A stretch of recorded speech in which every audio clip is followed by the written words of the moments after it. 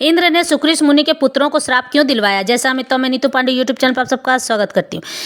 वैसे तो इस कथा का वर्णन रामचरितमानस से प्रारंभ होकर महाभारत के युद्ध काल पर समाप्त होता है और इस कथा का वर्णन मार्कंडेय पुराण में मिलता है। तो इस रोमांचक कथा भाग 2 का फिर से आरंभ करते हैं।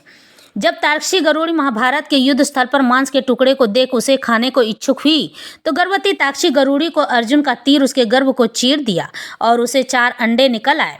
भूमि पर गिर पड़े। भूमि पर तो ऐसे गिरे जैसे वह भूमि पर नहीं रुई पर गिरे हों। और फिर भगवान कृष्ण की माया से उन अंडों को एक बड़े से घंटे ने आकर ढक दिया। फिर उस घंटे के भीतर ही गर्माहट से सारे अंडों से तार्क्षी गरुड़ी के बच्चे निकल आए, लेकिन तार्क्षी की मृत्यु हो गई। तब समीक मुनि ने घंटे के भीतर से तार्क्षी गरुड़ी के बच्चों को बाहर निकाला और जैमिन मुनि को समीक मुनि गरुड़ी के बच्चों को देते हुए कहते हैं कि हे जैमिन मुनि, आज से ये चारों मेरे पुत्र हैं। सो इनकी माता कोई दिव्य आत्मा ही रही होगी जो कि इन अंडों की रक्षा ईश्वर ने स्वयं की है।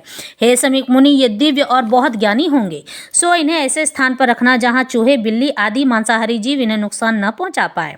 जैमिन मुनि चारों गरुड़ों को लेकर आश्रम की ओर लौट गए एवं समीक ने चारों गरुड़ पक्षियों की अपनी संतान की तरह ही सेवा की। उनके इन कामों में समीक मुनि सहायता करते थे। जैमिन मार्कंडेय मुनि के शिष्य थे कि एक दिन 1 मास बीतने पर चारों पक्षी धीरे धीरे उड़ने लगे। तभी चारों पक्षियों ने समीक मुनि से कहा कि हे पिता तुल्य, आपने हमारा लालन पालन पुत्र की तरह किया है। माता की मृत्युपरांत हमें तो पिता ने देखा भी नहीं। हम चारों आपके आभारी हैं। तब जैमिन ने चारों पक्षियों से पूछा, इतना ज्ञान होने पर भी तुमने पक्षी के रूप में जन्म क्यों लिया। तब उन पक्षियों ने बताया कि हमारे पिछले जन्म में पुराने प्राचीन काल में विपुल स्वाम नाम से प्रसिद्ध मुनि, बहुत ही सिद्ध मुनि थे। उनके 2 पुत्र हुए, सुक्रीस और तुम्बरु। और फिर सुक्रीस मुनि ने पर ब्रह्म परमेश्वर की घोर तपस्या की और ईश्वर का सानिध्य प्राप्त कर लिया। और सुक्रीस मुनि के 4 पुत्र हुए जो सदाचारी पिता के आदेशों का पालन करने वाले थे।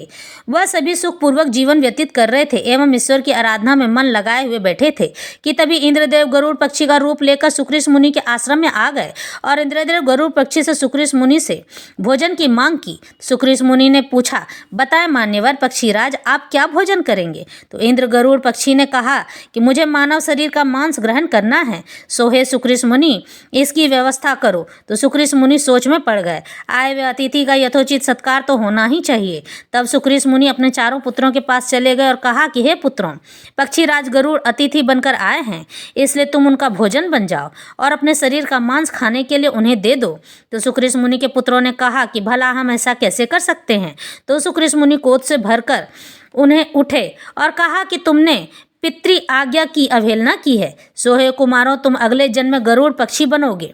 यह श्राप हमें इंद्र के कारण मिला था। और फिर इंद्रदेव गरुड़ पक्षी ने सुक्रीस मुनि से कहा कि हे मुनि, तुम अपना देह त्याग कर अपना शरीर मेरे भक्षण खाने हेतु छोड़ दो। तो सुक्रीस मुनि ने ऐसा ही किया और सुक्रीस मुनि के चारों पुत्र अगले जन्म में तार्क्षी पक्षी की संतान गरुड़ बनकर जन्मे। फिर इंद्रदेव इंद्रलोक को प्रस्थान कर गए।